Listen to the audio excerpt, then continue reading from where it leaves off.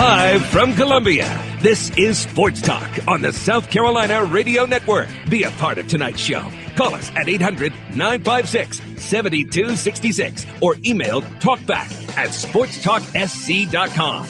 Now, here are your hosts for Sports Talk, Phil Kornblut, Kevin McCrary, and Tom Hayes. I was planning either driving and probably possibly getting fouled and scoring the basket or kicking the D-mark in the corner, but unfortunately I missed the layup. But we had a chance to win it at the end with DeMarcus' three, but we just couldn't get it done. We're a team trying to fight for confidence, fighting to reconnect with its identity that we had earlier in the year. League play makes it hard, but we've got some guys really, really trying. Yeah, tough loss for Clemson last night at home to Notre Dame. Good win for South Carolina last night at home against Missouri. And we continue on the basketball hardwood trail here on Sports Talk tonight. I'm checking one off the bucket list. You know, it isn't exactly one of the hot spots in college basketball nationally when you think of the great arenas around the country. But the Buck Dome at Charleston Southern has its own place in college basketball lore, and that is it's the smallest arena in Division I college basketball. Always wanted to come to a game here, and I am here for what will be one of the best games of the regular season in the Big South. There's a 7-way tie for the lead in the Big South, and Charleston Southern and Coastal Carolina are two of those teams in that logjam, and they're going to play tonight at 7:30, and we are here on Sports Talk at the beautiful but small Buck Dome on the campus of Charleston Southern. Phil Kornblut here, back at our beautiful studios in downtown Columbia. K-Mac Kevin McCrary and the professor Tom Hayes. Yeah, this is not much bigger than your middle school gymnasium, guys, but they packed 900 or so in here, and it will be loud. It's cozy. And turn the heat up while you're at it. Don't need it. It's 55, 60 degrees out there. It's Charleston, baby. No, that's what I'm saying. Do it for the opposition. Yeah. Yeah, Coastal's used to the heat, too. They've Yes, got it down. You know, Coastal, until they revamped didn't revamp. They built the new arena, but they used to have a pretty small, very hot arena, as I recall. Yeah, They did. It's Corey, you were talking about the log jam at the top of the Big South. It seems like every team in the Big South this year has had a spurt of 3 or 4, maybe 5 straight wins, and then they go in the tank. It's almost like South Carolina's offense. They'll have a hot streak, and then they go into a cold spell, and we've ended up, which would be an exciting, I guess, Big South tournament at the end of the season. Which will be at Coastal Carolina. You're exactly right. And, you know, these two teams, they've got some of the best guards in mid-major college basketball. We're going to see a real battle between these two backcourts. Son Nimley, averaging over 20 points per game for Charleston Southern, can flat out shoot it from deep. And, of course, Cliff Ellis has another talented group.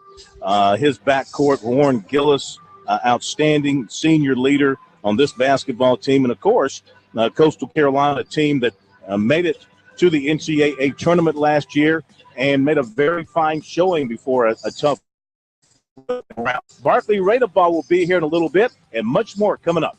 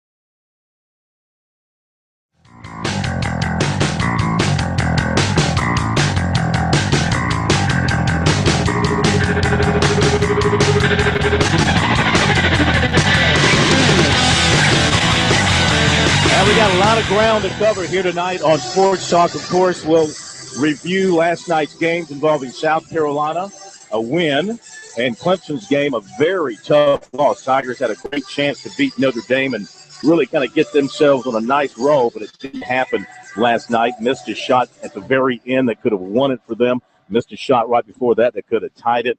So a very tough loss for Clemson. USC plays well enough to beat a down Missouri team, but it's a win. Frank Martin will take it. We are in Charleston. We're at the world-famous Buck Dome. Our first chance to watch a game here live. I've been promising Barkley Radeball all these years that we would come, and we are here. How are you? I'm great. Thank you for being here, Phil. It's just an honor to have you here. Thank you for all the stuff you do, and it's just great to have you here broadcasting from the Buck Dome. Well, it's a beautiful little building.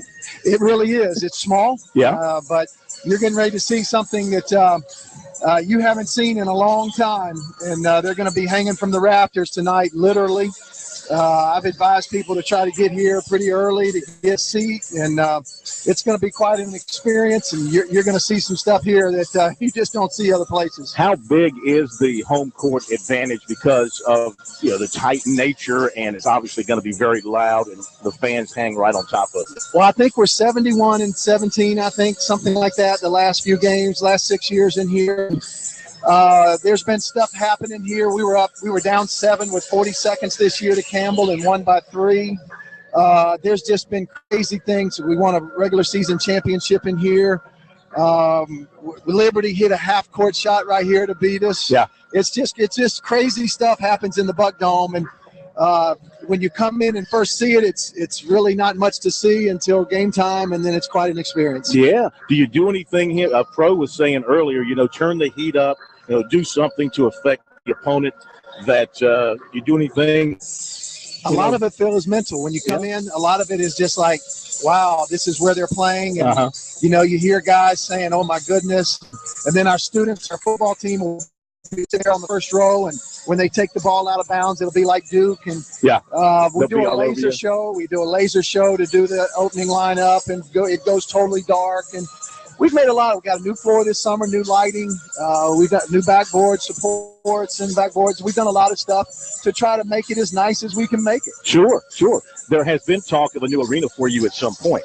There has been a lot of talk, and I'm anxious for that from a recruiting standpoint, but I just want to make sure we don't make it too big. We're a small school, and we need to have it so that on game night it can be shrunk down or bleachers can be pushed in. We don't need any more than 1,500, 2,000. I don't want that. I really like what we have here. It's interesting in the league to go around to these places that have 6,000, 7,000, 8,000, and they have 1,000 people in there. Right. And it's no home court advantage at all. This is a home court advantage. Talking with Barkley Radeball, we're about an hour away from tip-off, so it's kind of neat to have a head coach live right before a tip-off of an important basketball game. You're playing pretty good ball coming in. Coastal's on a little bit of a slide coming in. They get off to the great start. So where do you see this game in terms of who's hot, who's not, and does what has happened to this point in the season play a role going in? Yeah, well, first, I'm glad to be with you. So anytime I can talk with you. And then I can share all my knowledge with my team in about 30 seconds. So we got a long time to go here. So I don't have a whole lot more to share with them. So we appreciate that. Yeah, Coastal's good. I mean, they're good. They let a couple slip by. They slip away. We know that they are one of the elite teams in our league. Our league has 6 teams now tied for first. We're one of them. Every game this year has been an event. Every game in the Big South has been extremely difficult. I told a reporter the other day, there's 6 teams tied for first. Raise your hand if you want to play the bottom 5. Yeah, that's how good our league is, and it's just very difficult. We're anticipating a very tough game. It was a very physical game in Conway on January 3rd, and we're anticipating all our games have gone to the wire, the last 4 or 5 of them, and we beat them a couple times in here. They beat us in double overtime in the tournament. So it's just been a really competitive rivalry. It really hasn't been much of a rivalry until the last 3 or 4 years when we've been able to beat them some. And so it's become a rivalry. We respect them. I feel like they respect us, and it's going to be a really good game. The backcourts tonight should be a great matchup. between these two backcourts? It really should. Sod and Emily's probably feel the hottest player in the country. 5 of his last 7 games have been 30, 30, 31, 37, and 39. So he's had 5 30-point games. He's been. I was like, when you said that, I said, he's going Brian Williams on me here with that comment, but you're right. He's averaged 30 points a game the last 7 games. Wow. He had 39. Is that by design? Did you say, okay, Saw, take us over, put the offense on your shoulders? We struggle to score inside, and so we've been very guard-oriented. And he had 39 Saturday at Radford on 18 shots, Phil. So he's been very effective. He's been very efficient. Arlon Harper has been really good at the 2, and we're really pleased with Aaron Wheeler at the 3. So we've become what we usually are, which is perimeter-oriented. I'd love to recruit 2 6'9s, and that was my training with Coach Vogler, but it's just not the way it is, and we're really pleased with our team. All right, what's your biggest concern about Coastal? Their size. They're 6 feet, 6'4", 6'4", 6'8", 6'8", and we're not. 2 things that you got to look for to see if we're going to be able to compete in this game. First will be defensive transition. Can we get back and stop them in transition? And then secondly, can we keep them off the boards? They were plus 23 on the boards their last game against High Point, who's a very good rebounding team. So we got to be able to box them out, keep them away from the rim in transition, contest shots, and then we got to limit them to 1 shot. If we do, we got a great shot. You're 17-7. No, they're 17-7. You're 14-9. You're both 8-4 in league play, and like you said, tied for the lead in the conference. The tournament coming up in a couple of weeks in Conway. It could be anybody's tournament. It's going to be wide open. It's wide open. I think there's 5 or 6 teams that can win the tournament. I think there's another 3 or 4 teams that can win 2 or 3 games, and it's going to be wide open. It's going to be a lot of fun, highly competitive. Somebody's going to get a lucky break, Phil. Somebody's going to bank one in to win a game. Something's going to happen. The teams are so even. Somebody's going to catch a break in a game and win the tournament. And what makes that so much fun for us, not for you guys, it's a 1-bid league. Yeah. Everything rides on the tournament. It's really intense, man. Yeah. Every game is a fist fight, and you just got to stay in the center of the ring. You can't go back to the corner. You got to stay in the center of the ring for 4 games. The buys are valuable, Phil. The top 3 teams get a bye, and 4 and 5 get a bye, but then have to play each other. So we're all fighting for a lot of the same stuff, and the regular season champion gets a chance to go to the NIT, and we're all fighting for that also if they don't win the tournament, obviously. And so there's a lot on the line. It's really competitive mid-major basketball. It's been a lot of fun. Oh, it's great. It's great. And these are high times for athletics here. Football team's doing great. You guys are doing terrific. Baseball team is very competitive.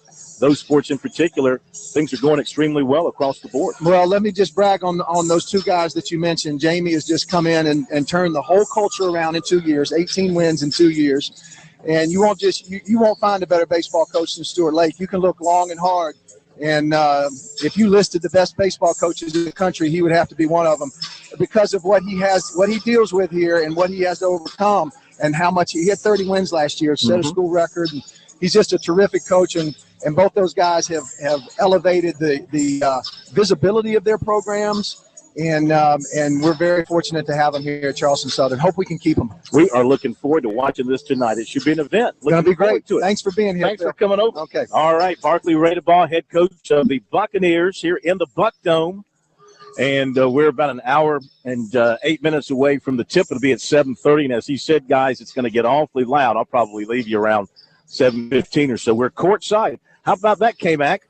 You can actually sit courtside in college basketball games these days. Yeah, some places still allow such things. It is not very often, though. But compared to where you were last night, I know it's a completely different perspective from the rafters, literally the rafters at Little John Coliseum, the worst media seating of any venue in college hoops, to right on the court. Now, make sure your head's up now, because can't be making recruiting calls while you're on the sideline. You can get run over by a player or be hit by a basketball. Well, I got a big old desk right here in front of me to help protect me with a nice padded top to it. So I'm in good shape, and we'll hit a break and be right back.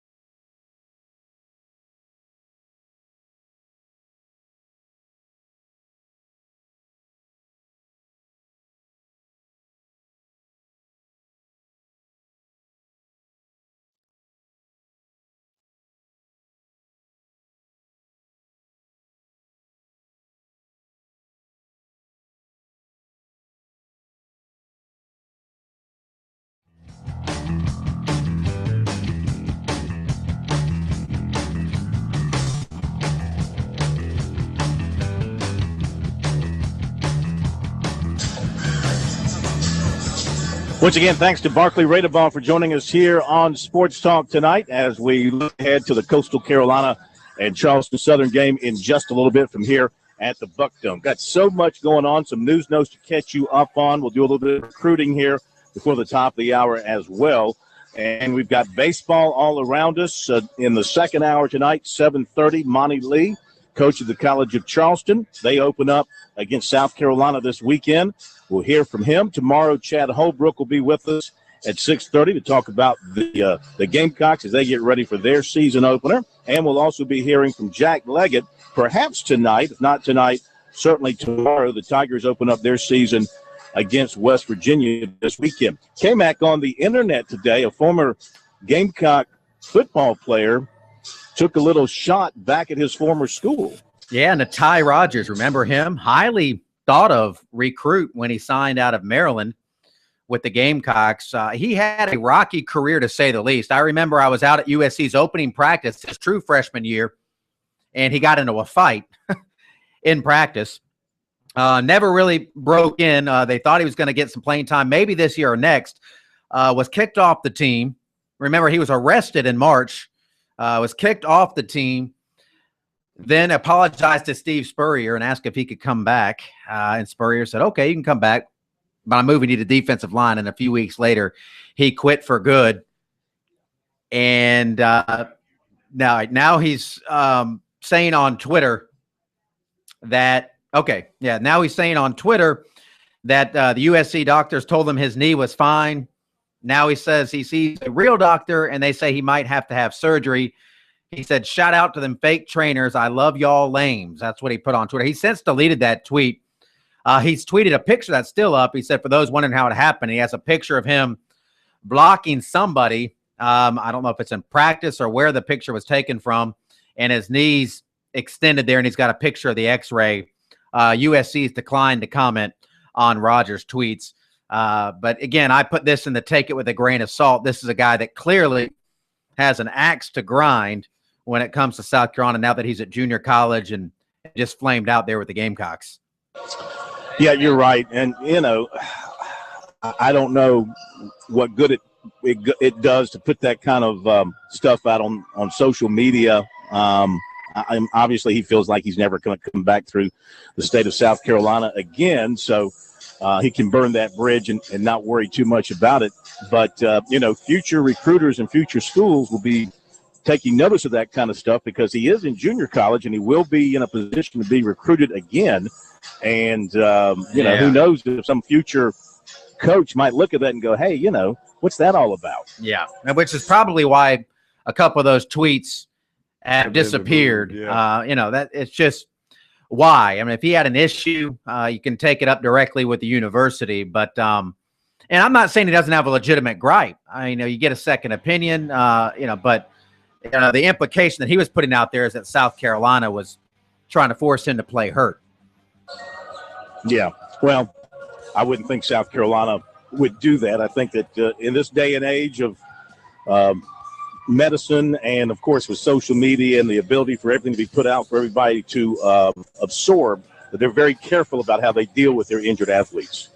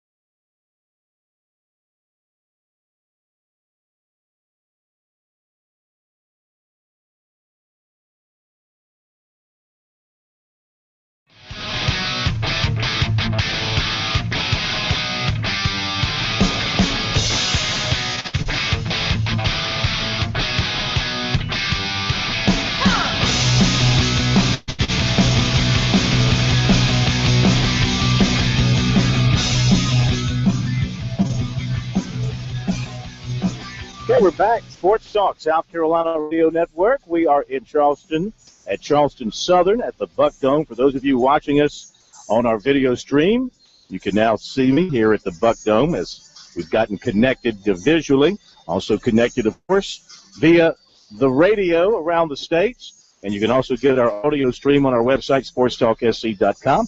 Got some time for some phone calls, 800-956-7266, the number. Email talkback at sportstalksc.com and on Twitter at sportstalksc. The website is sportstalksc.com and on Facebook, Sports Talk Radio Network. Phil Kornblut here at Charleston Southern, Kevin McCrary, and the Professor Tom Hayes back at our studios in Columbia, along with the steak man, Graham Pope. All right, last night, South Carolina got a win at home against Missouri. And the Gamecocks didn't shoot it particularly well, but just well enough. K-Mac, you were there. And what did you see as some of the primary reasons South Carolina was able to win that game? And did they do anything that gave you an indication that maybe they're turning the corner? It's a shame when they turn the corner. They've got Kentucky staring them right in the face on Saturday. But did you see some things that Frank Martin's been harping on, and they showed improvement in those areas last night? Well, I mean, yeah, I think so. I think the fact that they won, I mean, and not only did they win, they had to make some plays down the stretch. Missouri, they were pushing them. The Gamecocks built the 10-point lead in the first half. They squandered that. It was tied at the half. In the second half, they built another double-digit lead. Missouri, again, whittled that thing down and had it down to a 3-point game with just a couple of minutes left. And, you know, the Gamecocks have kind of folded like a cheap suit, for lack of a better expression, in situations like that. They blew the lead at Vanderbilt on Saturday, LSU, Auburn. They let some leads get away late. But this time they stepped up and they made plays, and Sindarius Thornwell hit a big three out of a timeout that kind of gave the Gamecocks that 6-point breathing room, and you felt like they were going to win it at that point. Thornwell had 14 points. He was very aggressive, and Martin said that he felt good to see Thornwell kind of step up and take that leadership role when things got a little dicey, when it started getting tight. Thornwell, who needs to be that guy, he's best equipped to be that guy, stepped up and made the plays, and he said he was also very engaged and demanding players get engaged during timeouts and throughout the game. So I think that's the good news for South Carolina. They needed to win that game. That was a team that they were better than. Missouri was a couple of players down. They lost to a gruesome elbow injury, one of the better players, midway through the second half there. So the Gamecocks needed to win that game, and they did. So from that standpoint, I do think there's some positives there, and that's their third SEC win of the season. You know, their next SEC loss, which will probably come Saturday, will guarantee another losing season for them in the conference. And I was putting this up on Twitter last night. It's hard to believe when South Carolina joined the SEC in 1992, everybody expected them to struggle, specifically, I think, in football, maybe even a little bit in baseball. Steve Spurrier, in 3 years, you know, those 3 11-win seasons, you know, he's had as many winning seasons in the SEC at South Carolina as Dave Odom, Darren Horn, Eddie Fogler, and Frank Martin combined. I mean, they've only had 3 winning seasons in the SEC since the Gamecocks joined the conference. 3 total. 3. And they've had 2 500 seasons. And one of those winning seasons was Darren Horn, 10-6, and they didn't even make it to the NCAA tournament that year. They lost in the first round of the NIT. So it's a real head-scratcher, that program, and how much they've struggled. I don't think people realize just how much they struggled. Really one of the deepest ruts of any major Division I basketball program out there, South Carolina. And not talked about and a you lot. mentioned about it by mentioning the litany of coaches.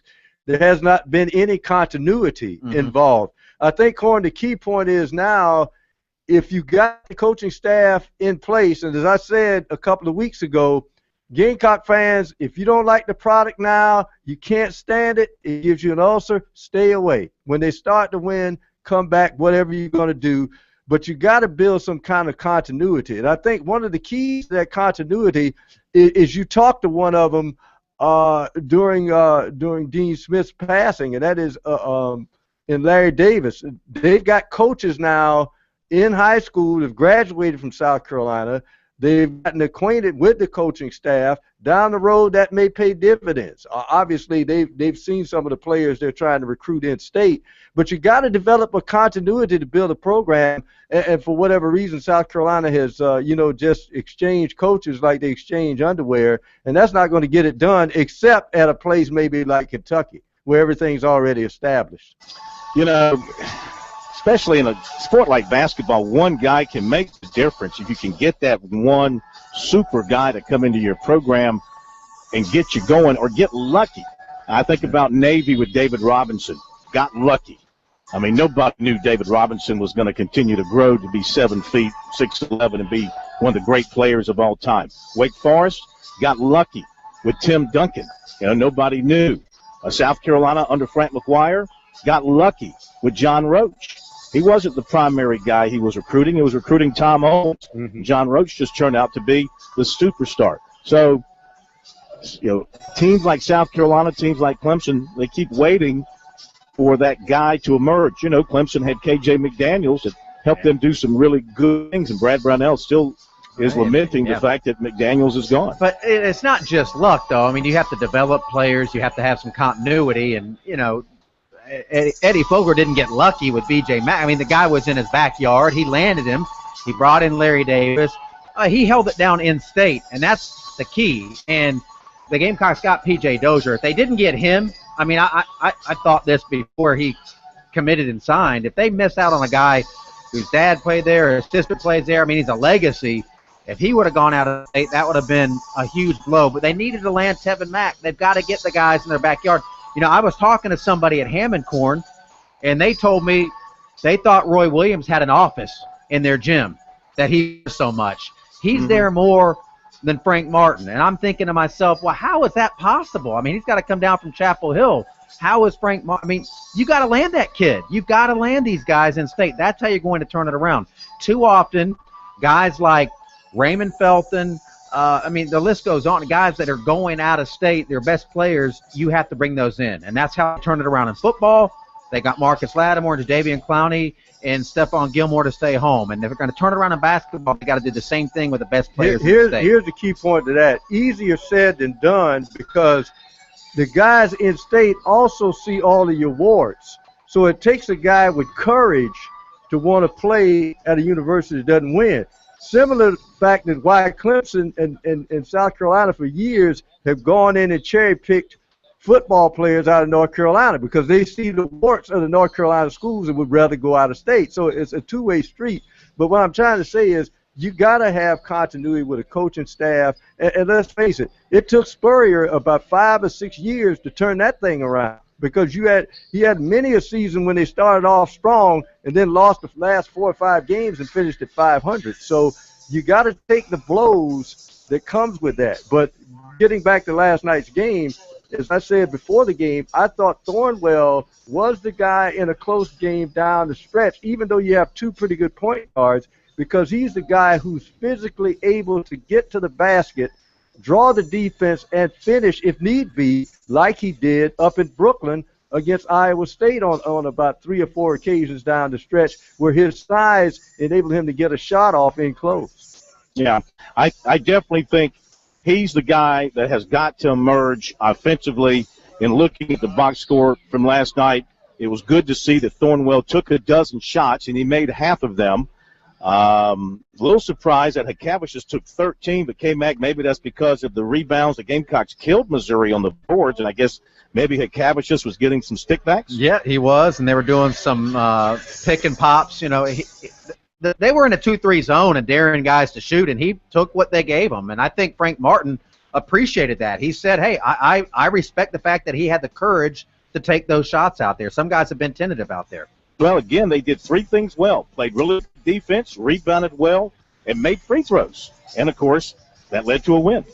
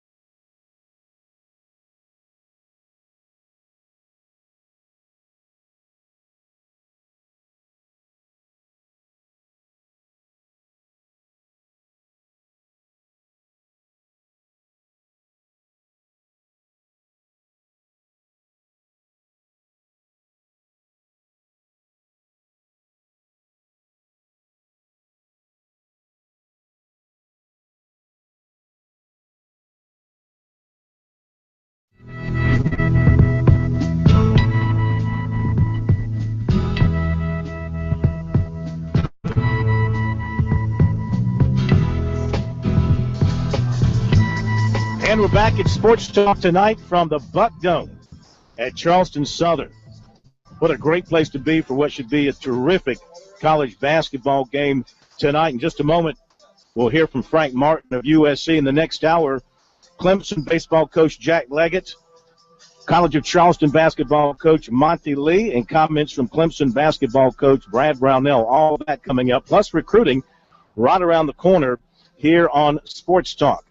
This is presented by the Palmetto Project. The federal health insurance marketplace will close February 15th for Americans looking for affordable health insurance. Find out how you can join the thousands of South Carolinians who've already signed up by visiting healthcare.gov.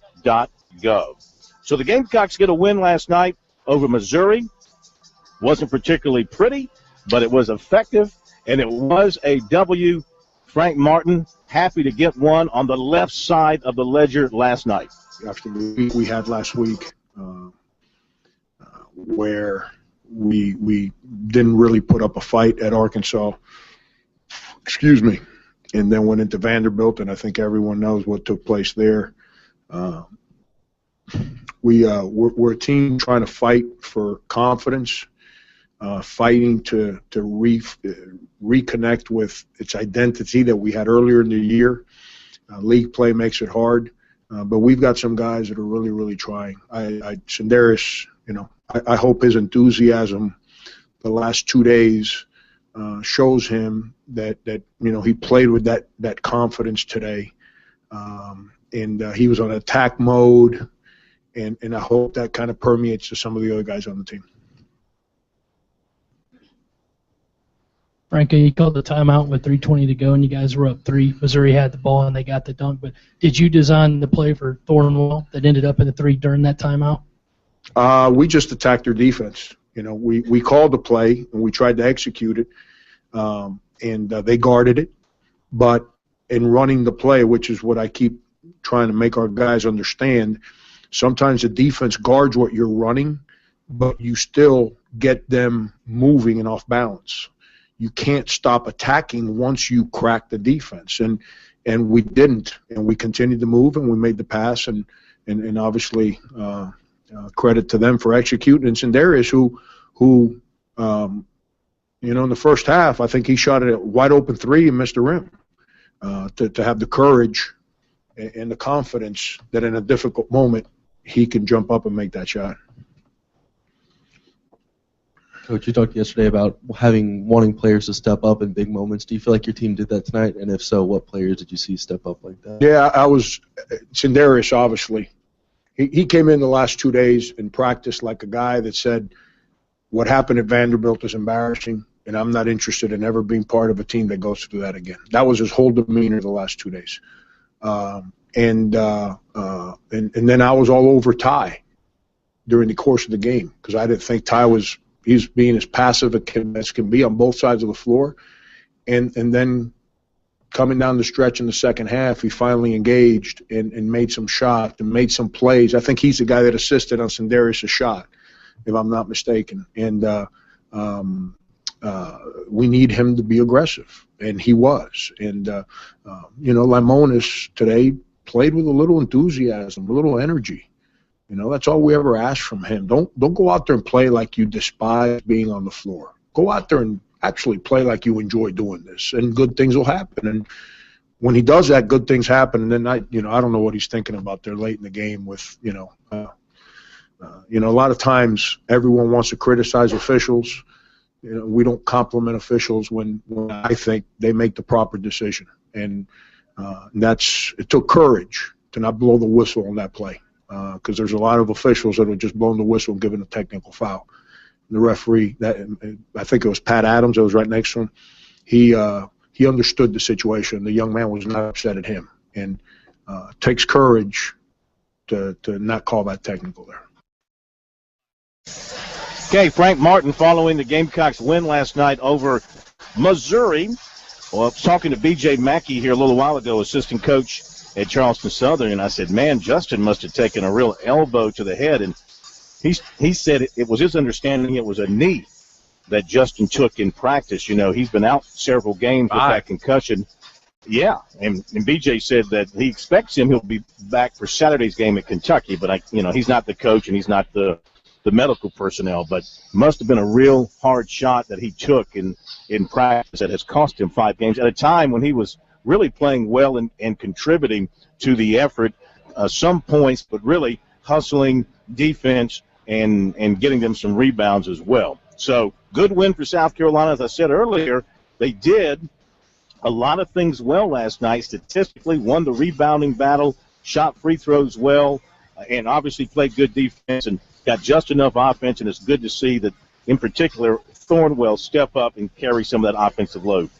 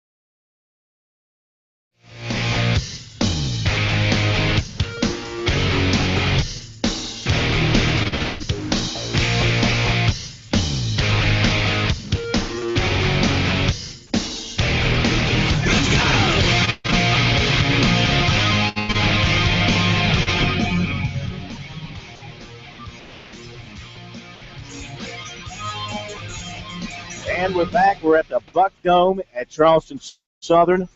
Smallest gym in Division I basketball. Seats about 900. They tell me they'll have 1,100 or so in here tonight because they'll be crammed in to the corners to watch two of the best teams in the Big South, Coastal Carolina and Charleston Southern, go at it. We're going to give you recruiting here on Sports Talk in just a moment. I want to remind you once again that the Palmetto Project is reminding everyone that the federal health insurance marketplace is going to close February 15th for Americans looking for affordable health insurance. You can find out how to join the thousands of South Carolinians who've already signed up by visiting healthcare.gov. To recruiting, Matt Colburn, Mr. Football from Dutch Fork, has signed with Wake Forest. You know his story. He was going to go to Louisville. They pulled the scholarship from him from the standpoint of wanting him to gray shirt. Wasn't going to do that. And now he's going to Wake Forest. Ironically, Wake Forest will play Louisville on October 30th, and he's really looking forward to getting the shot at the Cardinals. On a side note, talking with David Bennett today, the head coach at River Bluff High School, he tells me that he, too, just like Tom Knotts and perhaps others, he, too, will not allow Louisville football coaches to recruit his players moving forward as a reaction to what they did in this case with Matthew Colburn. He was very, very disturbed by what they did. And, of course, he's a former college coach at Coastal Carolina and Catawba. And I said, Did you ever do that to a player? He said absolutely not. Not once did he ever pull a kid's scholarship in that manner for that reason. So that's another coach in South Carolina that will lock the doors on Louisville recruiters. And he's got a top prospect in the state for 2016, and with that program, he will develop more. Newberry quarterback Yafari Wirtz, 6 feet 184, has not landed any major offers to date, but Clemson and Georgia Tech in particular are showing a lot of interest. He was at Clemson's junior day last month. He's going to Georgia Tech February 28th. He does have an offer from Newberry. He's also getting interest from Appalachian State and Charlotte. Clemson likes him as an athlete, and after visiting there on junior day, he says the Tigers like him for the defensive side of things. Georgia Tech likes him as a quarterback, and he says he does want to play quarterback in college, but he's not going to limit his options because of that. South Carolina has offered offensive lineman Parker Braun. He's from the Orlando area. The Gamecocks have also offered junior college offensive lineman Akeem Cooperwood from Georgia Military. We told you about him a while back, and that he was a player to keep an eye on from South Carolina's standpoint. Considering their relationship with that school, I would like South Carolina's chances of landing him eventually. All right, that's recruiting. Top of the hour break. We'll be back.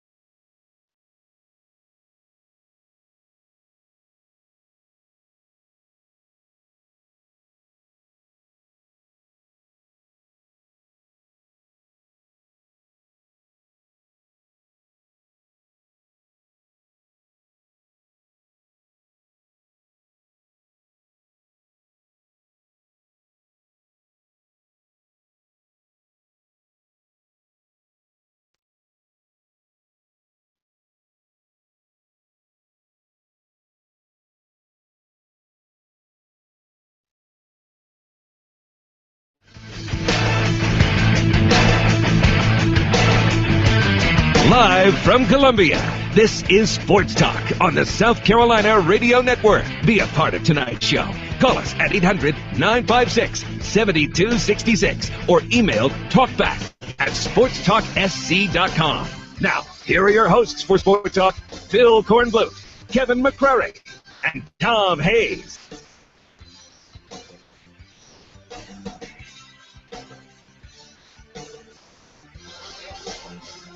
And we're back at Sports Talk tonight from Charleston Southern University. We're at the Buck Dome in about a half hour. Coastal Carolina and Charleston Southern are going to tip it up and play for a piece of the lead in the Big South. They're one of two of six teams tied for the lead in the league right now, as we're just a couple of weeks away from conference tournament action in the Big South and other conferences around the country. Tomorrow night I'll be up at Wofford.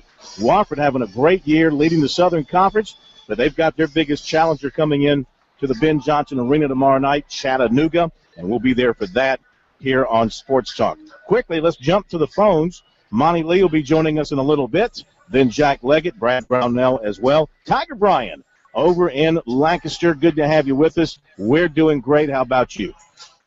Man, I'm doing real good. But after last night, you know, I'm like the Bruin girl. The girls went up there to South Point, and it took them overtime to beat them, 55-53. I don't know if y'all noticed. I know they've got a chance to win it all. I think they're number one in 4A, are they not? Yes, sir. They're number one, and you know, hey, homeboy from South Carolina plays for y'all too now. Darius Thornwell, the pride of Lancaster. Yeah, exactly right. That's right. So I got another question for you. You know, All right. I listened to you the interview that the old ball coach done. You know, he kept cutting off the questions y'all was asking to the co-coordinators. He would cut them off, and then he made a statement. It's a statement I want you to respond on. Don't worry about them kids that didn't come to Carolina. Was he trying to was that out the field, small field? I think that was to all nine who decided to go elsewhere, and I think his message was, you know, he was tired of hearing about it. He was tired of hearing the belly aching from people about the fact that they lost those 9 commitments, and his point was focus on the people who were there, not the ones who aren't.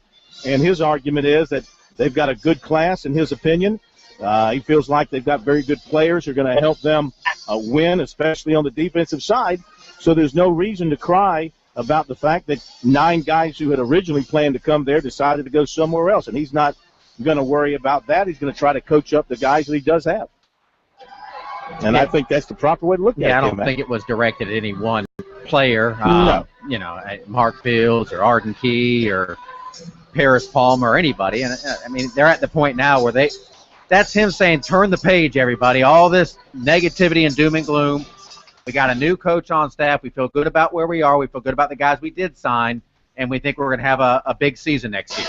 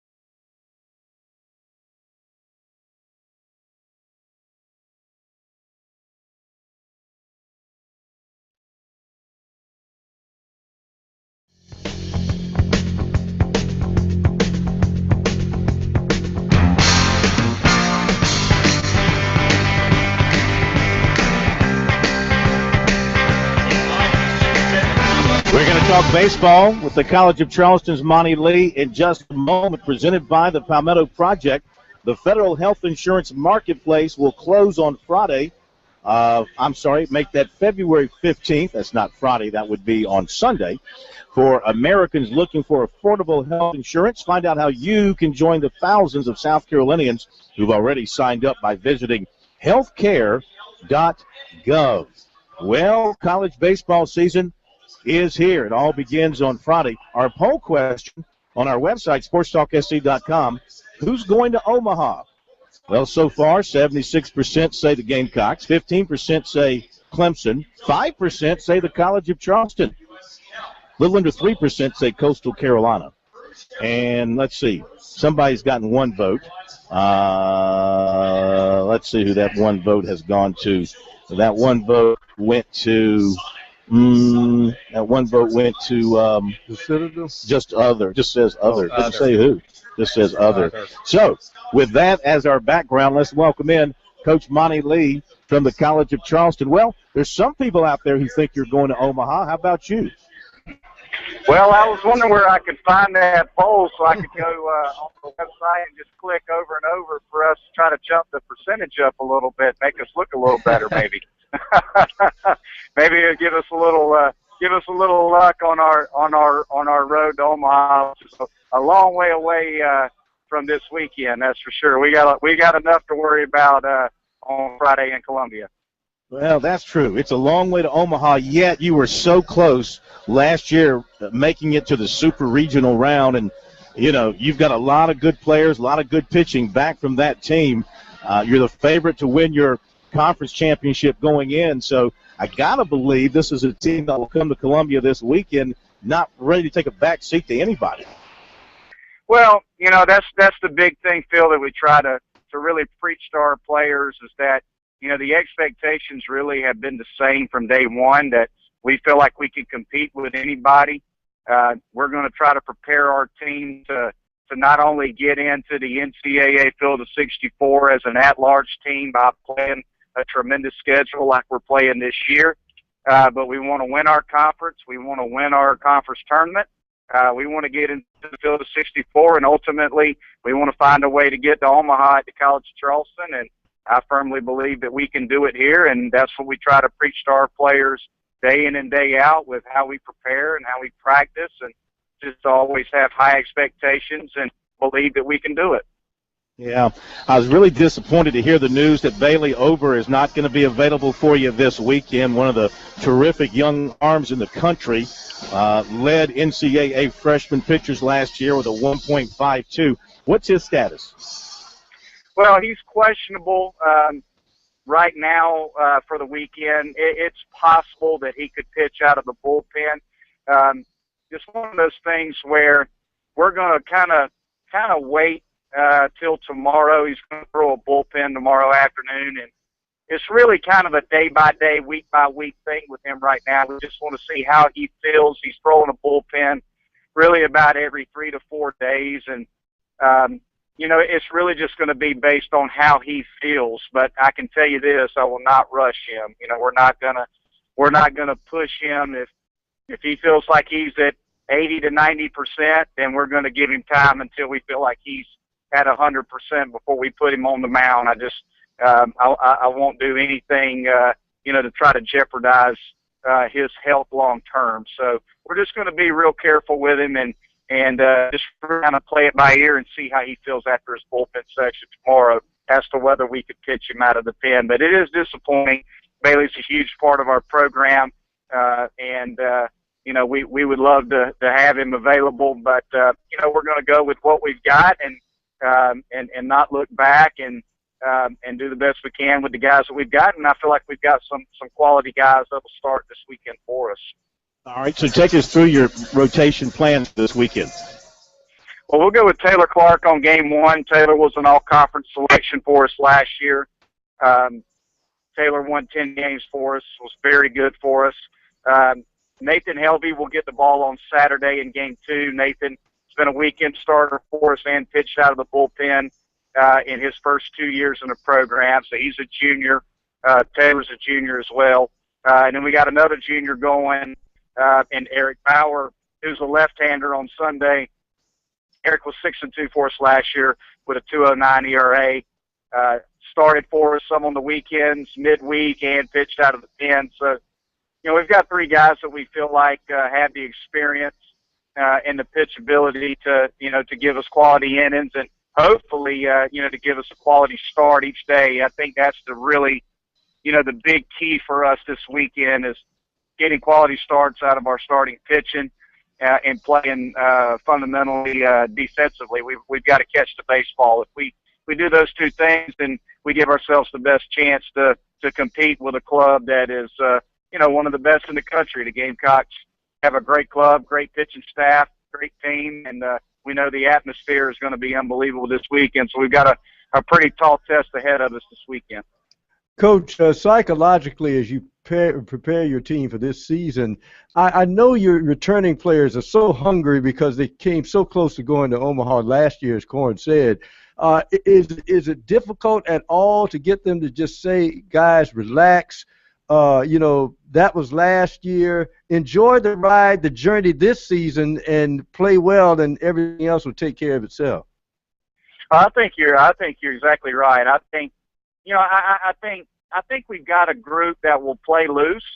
This is a team. If you look at the team that we'll put on the field, we've got a number of guys that have a lot of experience here, have played a lot of innings, had a lot of at bats, and I think the key for us is really last year. It's over now. It's been over for quite some time. We got to focus on this year and this team. And as you guys know, every year and every team is different. And, that's the big thing. Obviously last year, we had a successful run, but, ultimately we didn't get to Omaha, and that was what we were shooting for. So I think our guys are hungry. I think their expectations are high. I think the biggest thing you run into opening weekend is just the adrenaline, and the butterflies. It's opening weekend. Everybody's pumped up and excited and raring to go. And, sometimes, that can either work for you or against you. And, I'm just hoping that we can just go play baseball when we cross the lines. Just go play baseball and don't make too much out of it. Just relax, go play your game, and which can be tough, when you're dealing with that type of atmosphere and those elements where you're playing in front of such a big crowd and such a high-quality opponent. Talking with Monty Lee, coach of the College of Charleston baseball team. So with the newly designed baseball, you guys hitting more home runs in practice? We have been. I've noticed, and we've been playing with it now throughout the fall and the early spring so far, and it definitely carries more. We hit more home runs in the fall. A lot of balls that would be caught at the warning track or going out of the park or hitting the wall. Balls are going for extra base hits. So it definitely travels more. How many more home runs will we see? I don't know. I think only time will tell, but I do think you're going to see an increase in home runs and extra base hits with this baseball because it does carry a little bit more. Well, Monty, we look forward to following your team all season long. I think you're going to be right there in the hunt for that trip to Omaha. Good luck this weekend. We'll see you in Columbia, and we'll be talking to you throughout the season. Thanks for the time, as always. Yep, thank you so much for having me on your show. Thanks, guys. Monty Lee, coach of the Cougars, College of Charleston baseball team, coming into Columbia for 3 games to open the season. And this is a great way to open the season in Columbia, a quality opponent to kick things off, and you kind of see what you've got very early on. And a reminder, the university announced today that the Saturday game, the start time's been moved up to 1 o'clock because of the threat of weather later in the afternoon. So make that note if you haven't already. It'll be a 1 o'clock first pitch in Columbia on Saturday afternoon. Guys, I'm going to leave it with you. The Buck Dome is packed, and we're about 6.5 minutes away from the tip. I'll check in with you in the last segment to give you an update.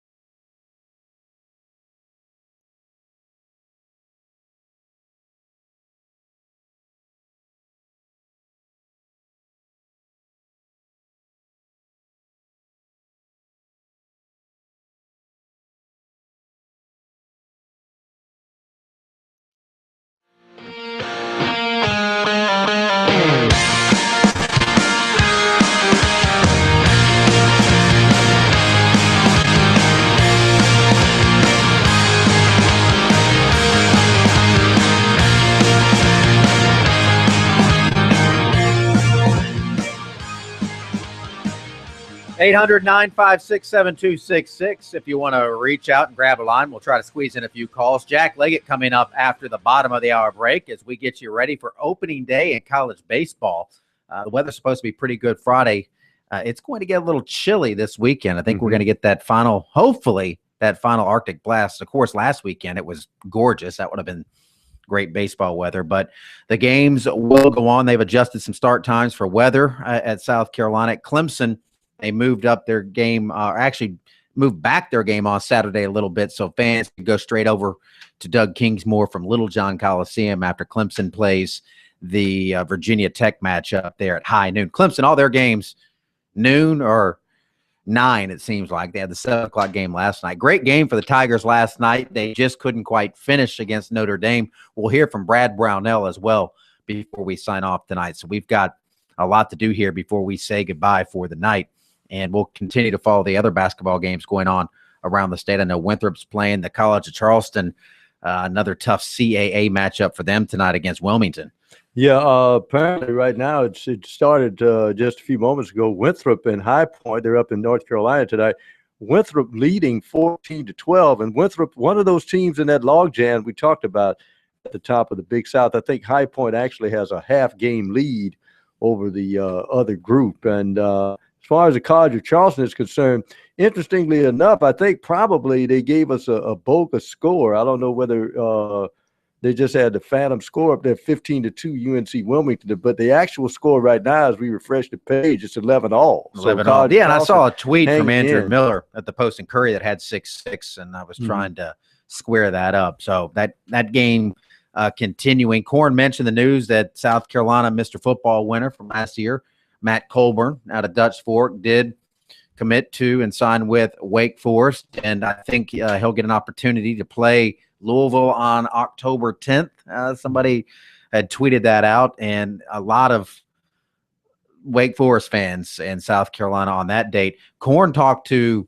David Bennett from River Bluff High School, who said he's not buying what Bobby Petrino and Louisville are selling right now, and he's not going to let those guys in his school. We already heard Tom Knotts at Dutch Fork say the same thing, and I was trading some text messages with Lexington coach Josh Stepp today, and he said his initial reaction was to do the same thing and say, nope, don't want those guys in here. But he said he's wary of them, certainly. He's been through the recruiting process. He knows it's a business. He said he's not going to tell his players to turn down an opportunity if they had that opportunity. So he's not going to keep the Louisville coaches out of his school. But as he put it, they are very wary of them. And I think everybody has to be wary of Bobby Petrino and his staff, but he's not the first to do it. I think we do need to say that he's not. This isn't the first time this sort of thing has happened. Unfortunately, it's happened before many times down the line. And insert major college program here. It's happened at South Carolina. It's happened at Clemson. It's happened at LSU, at Alabama. It's happened a lot of places. And some players do go ahead and take the gray shirt. Yeah, a lot of them do at that stage in the game, but it doesn't make it right, certainly.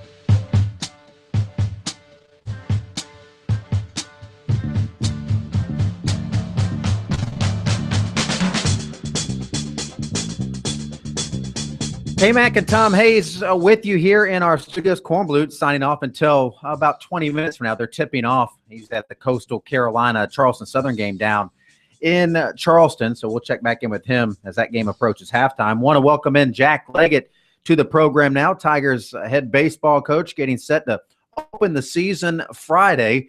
And I know you got to be giddy like a kid before Christmas, Coach, but do you get nervous too? I know your players, the first game, there's always those jitters. As a seasoned coach, do you still get a little nervous before opening day? I guess you just get excited. You get excited about playing somebody else, and excited about what you're going to see out on the field. See if the fruits of all our labor, comes through, and we play well. I'm just excited about seeing our team get out there and play somebody else. We're kind of tired of playing each other right now. Yeah, you've been doing a lot of that. But how has the team come together over the fall here in the preseason camp? It's come together pretty good. I like what this team is going to be all about, and I love our attitude, and we've got some really good leaders within the team. And if we can just all stay healthy, I think that's the main thing to any season. If you can keep your kids healthy and keep your pitchers healthy and keep your players on the field, then I think you got a chance. I think we got a chance to be pretty good. And I like I say, I think we got some good returners. Got some good new young players. I think are going to help us out, and guys on the mound. So I think it'll be a fun time, and at the same time, I think it'll be very successful. I guess every coach will be asked this question. I'll ask it of you, Coach. What do you think of the new ball? And if the ball is jumping off the bat a little bit better, how do you adjust your offensive strategy in that case? Well, it's not an appreciable difference. It definitely is a little bit better because the ball will carry to the gap a little bit more. The teams just had a drag on the ball when it was up in the air, but it's not going to be like you're going to see a lot of home runs or appreciable difference that way. But it does make it a little bit more difficult and challenging for the outfielders because the ball does carry a little bit more, but there should be some more balls in the gap, more, balls to get there a little bit quicker than normal. And but it's not like people are going to see a Super Bowl game going on and balls flying out of the stadium all day long. It's the same core as what we had last year, just flat seams, and that of course would mean for less drag, especially on windy days and that kind of thing. So I think it'll improve the game. Pitchers like it even better. So. It's better for them, in my opinion. So it's kind of a wash. But at the same time, I think it'd be better when a kid gets a hold of one that's got a chance. You mentioned the health of your team being an important factor. Where are you guys now as you start the season from a health standpoint? Well, we're just missing Tyler Krieger. He's probably a few weeks away from being able to play defense for us with his shoulder surgery he had August 1st. And so we're behind a little bit there. Eli White will play short, and we'll play Chase Pinder at second base, a freshman, and give him a shot to show what he can do there. And at the same time, if we can get him back healthy down the road, I think he'll DH for us now. But it gives us a chance if he's in the lineup to get one more bat in the lineup as a DH. So we need to get him back. Pitching wise, we just got a few kids that are dinged up a little bit. Clay Bates, we got to get him back, and Patrick Andrews. It'll be a while for those guys to get back in the mix. But other than that, I think most of our guys are ready, and there'll be a few new faces out there helping us win. So you'll have Krieger in the DH spot this weekend. Yeah, he'll DH for us because he's certainly one of our better hitters, and but it's just a shame he can't play defense right now, and so somebody else is going to step up. Your rotation set this weekend, I assume you're going to hand the ball to Matthew Crownover for your opener Friday. How's the rest of your rotation shaking out? Right, Matthew will pitch for us on Friday night, and Saturday will be Zach Irwin, and then on Sunday we'll come back with Brody Kerner. And, he's really earned his spot. So is Zach and Matthew. Those guys are pretty tough for us on the weekends. And then we've got some guys in relief I think are going to help us out before it's all over, and probably Drew Moyer at the end of the ball game with Alex Bostic, and hopefully those guys will do some pretty good things for us in the relief roles. And, I think if we do get some of these other guys back, that'll take a little pressure off those guys, but I really think they're going to be good for us in the end. From an aesthetic standpoint, any subtle changes to the facility this year that fans should expect to see? Well, the dugouts have, moved out 12 feet, as well as our 150-seat premium seat area right behind home plate. So everything's moved out 12 feet closer to the baselines and the home plate, which makes it exciting for the fans. It's really a great, improvement. And then we've got the construction going on all the time down the right field line. We'll be having construction going on as the building continues to grow, and hopefully by the end of May or so, everything will come into place, and we'll have a really outstanding facility down the first baseline, which will house our team and our locker rooms and training area, equipment room, and a huge lounge area for our players, and a mud room, and all those types of things, and then a meeting room on the second floor, and coach's office is on the third floor, and meeting rooms. So it'll be really nice when it's done, and they'll be working as the season goes along. So a little less foul area then for your players to deal with. Yeah, just a little bit. There'll be a little bit. It's actually the way it was 2 years ago before we moved home plate out, and we did this. And with the idea that we're going to put some seats behind home plate, and sure enough, that dream came true, and we've got 150 seats behind home plate. I think we've sold about 120, so there's still 20, 30 premium seats for sale, and I think it's going to be a great addition to our stadium. You mentioned your starting rotation pretty much set. I'm kind of under the impression you're still doing maybe open tryouts to figure out who's going to be your closer at this point?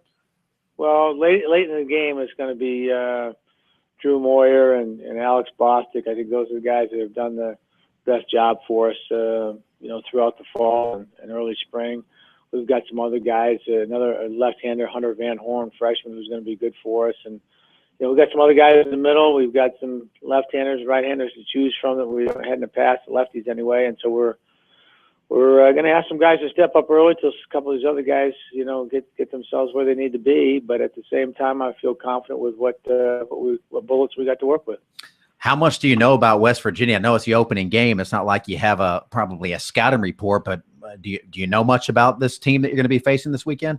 Well, they'll be well coached. Randy Mazey, former Clemson guy, coaches them, and he'll do a good job with them. Came from TCU. I think this is his third year or something like that, and he's one of those guys. I'm very familiar with him, and so you have to be heads up. They'll do some things on the bases. They've lost a lot of kids pitching and position player from last year, but they can go easily to the junior college ranks, and so they got a lot of junior college players, and so it's difficult to tell what they've got for pitching.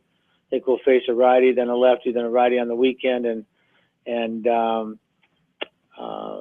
as far as position players are concerned, there are some new faces, but they've got some kids with some experience coming from junior college. So it's a little difficult to scout and get something solid, but I think at this point you just got to worry about how we play and try to get some ideas on what to expect. But at the same time, we got to worry about how we play. Quickly, Coach, your batting order is it etched? I know you got some players banged up. Is it etched in stone? Do you have an idea of what your perfect lineup will be throughout the season, or are you going to try to mix and match depending on the opponent?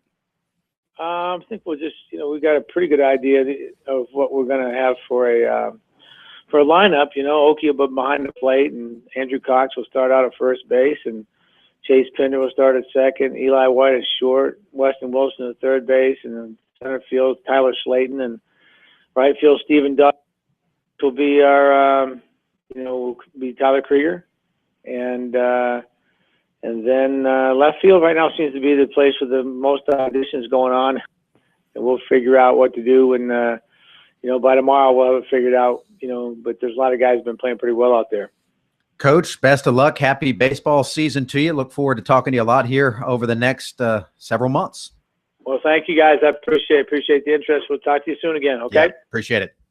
Jack Leggett, the Tigers open against West Virginia this weekend at Doug Kingsmore Stadium, getting refurbished and upgraded in the process. They're building a new stadium. Yeah, they're doing a lot of construction there at Clemson there with their facilities. Appreciate Coach Leggett for joining us, about to start his 22nd season running the Tiger program. Hall of Famer.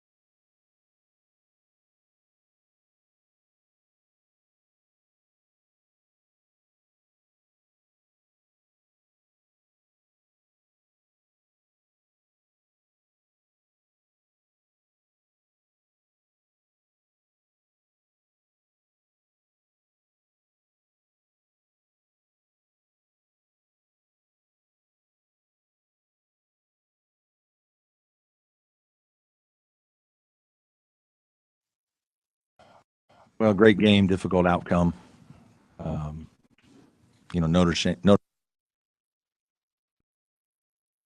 Great game, difficult outcome. Notre Dame showed they have great poise and great game, difficult outcome. Notre Dame showed they have great.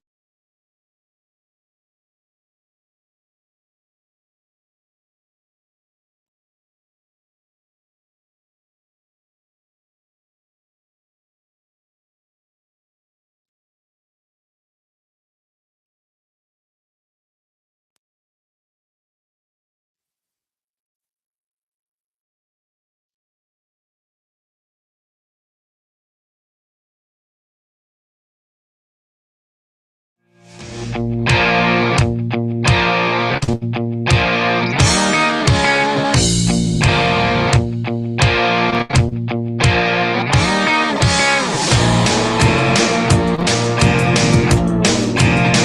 check in on that Charleston Southern Coastal game with Corn momentarily. I can tell you across town, the College of Charleston taking on UNC Wilmington, a 9-0 run for the Cougs. They have a 9-point lead, 30-21, with a $1:15 to play in the half there. And I know Winthrop. I think that's on the road. Yeah, they are. Tonight. Yeah, they're in Wilmington. Okay, I beg your pardon. And then, of course, Winthrop leading at the half. Well, it was not the half quite yet. It's a minute to go, but Winthrop up at High Point. High Point actually has a half-game lead in the Big South in that log jam, but Winthrop 38-25 on the road at High Point. So maybe a couple of big road wins by in-state teams tonight. Yeah. Looks that way. And Winthrop's picked up some big wins over Coastal and Charleston Southern. So if it comes down to a tiebreaker situation, the Eagles will be in pretty good shape. One other college basketball note, Jerry Tarkanian passed away, 84 years old, one of the most successful and controversial basketball coaches in the history of college hoops, and all his knockdown, drag-out fights with the NCAA. But, boy, those UNLV running Rebel teams were a sight to behold there. The Final Four runs and the 90 championship team. But the undefeated team that lost to Duke, that might have been his best team. That didn't end up winning it. There's no doubt. Of course, everybody remember because he played with the Hornets for years. Grandmama and Larry Johnson played at UNLV. But interesting to note, K-Mac, here's a guy that really doesn't get the credit because of his battle with the NCAAs. But old guys like me can remember when Jerry Tarkanian had top 10 teams at Long Beach State, and they walked the ball up. He didn't run at Long Beach State. Everybody said, well, this guy just walks the ball up. And when he went to UNLV, he saw the kind of athletes he could get there, and then he started running. They said this guy can coach any style. Now, he did have that one flirtation with the San Antonio Spurs, and I think after 2 weeks, he said the NBA is not for me. He almost, the Lakers had hired him. Right. He was going to be the coach of the Lakers, like the Showtime Lakers, before they were the Showtime Lakers, and his agent was murdered after the deal was in place, and the Lakers are like, whoa, this is we're not going to mess around with this whole thing. They found his agent in a trunk of a car. So that kind of nixed that, and who knows what the history would have been like in that circumstance. And of course, when Tarkanian left San Antonio off his early flirtation, then that's when Pops moved in. And as you say, the rest is history. Let's listen in on Brad Brownell after the Tigers' 2-point loss against Notre Dame last night at Littlejohn Coliseum, a near miss for Brownell's team. Well, great game, difficult outcome. Notre Dame showed they have great poise, and Grant, unbelievable player, certainly made big-time plays down the stretch. I'm really proud of our guys. I thought we executed a great plan and competed defensively, and, hard to hold these guys to 60, and gave ourselves chances to win a game, and probably just not as aggressive sometimes as we need to be, not as confident as we need to be offensively, sometimes in second halves of games. I think our guys get a little passive and a little, we need a go-to guy sometimes. Jerron can be that a little bit, but, we kind of struggle sometimes looking for one more guy to really go to help us get over the hump probably in these kinds of games. Questions? At least tonight, the way DeMarcus was shooting it, did he have that luck? Yeah, he played well, we had, Rope and Dante, unfortunately, didn't have good games. They just, they didn't shoot it well at all. I thought Austin and D-Mark played well for us. And, if you're going to beat the number 10 team in the country, you got to have more. We got to have more guys making shots. And D-Mark did. He stepped up, made some threes, had a solid game. Doesn't surprise me because we know he can play that way. We need him to continue to do that. Based on what Marcus was saying, you kind of got the look you were coming out in man. Yeah, we had plays for both, and they came man, and we wanted to get the ball to JB in the middle of the court and see what he could do, and he got a shot, didn't go, and there was a scrum there. Boy, it looked like our guy got clipped and knocked down, but we don't get the call. Ball bounces into D-Mark's hands, and he has a chance to pick up a loose ball and win the game, and just didn't go. Bad luck. Yeah, go ahead. Yeah, it was, we rebounded well all game.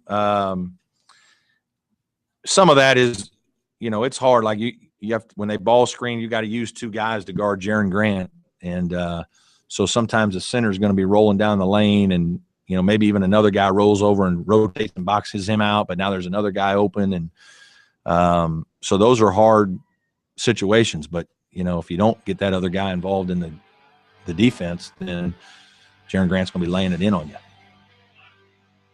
All right, Brad Brownell, the Tigers back at it at home Saturday, noon tip against Virginia Tech. We'll head down to the Buck Dome, check in with Korn after the timeout here.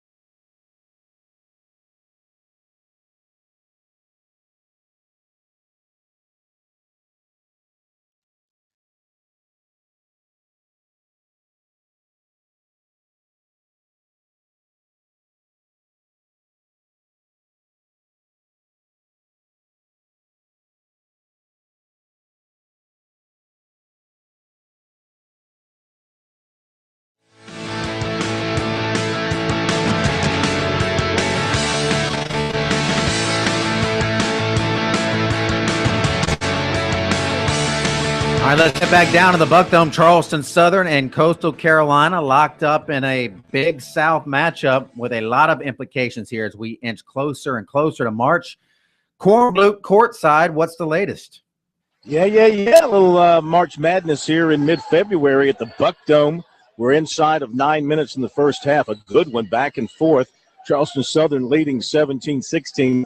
They've led by a small margin most of the way. Got off to kind of a good start for them. Coastal Carolina caught up and just had a brief lead, and back and forth it's kind of gone here the last couple of minutes. Interesting, the Bucks are winning, and their star player, Son Nimley, not only has he not scored, he's only taken one shot in the game. They've done a very nice job defending him, keeping somebody on him everywhere in the half court, just shadowing him wherever he's going. So he's not really been able to get his hands on the basketball to this point very much. Paul Gomber leads Charleston Southern. He's got 6 points and got most of those early. Got off to a very good start. And high man for Coastal thus far is Siobhan Wiggins with 4. So good one going on here. A lot of excitement, a lot of energy between these two teams. It's 18-17 now. Coastal has gone back in front. And just checking to see if there's anything significant from the statistical standpoint. Both teams, Coastal shooting it pretty well, 46%, Charleston at 35%. Coastal's 2 of 2 from beyond the arc, and Charleston Southern has taken 6 3-pointers already, but has only made 1. So 19-18 now. Charleston Southern has gone back on top. I got a feeling, guys, it's going to be that kind of game back and forth as we go down the stretch of the first half here and into the second half. I imagine it's going to be nip and tuck pretty much all evening. Nip and tuck. Nip tuck. Oh, that show was, I couldn't watch it for some reason. About plastic surgery and things of that nature that I would never have done to this already perfectly shaped and formed body. Yeah, you wouldn't need any of that. All right, a great atmosphere, it sounds like, Corn. Oh, yeah, I mean, it's packed. Like they said, every house is taken. Football players are sitting together in their area, other students in the middle of the far side from here. People are standing up in the corners.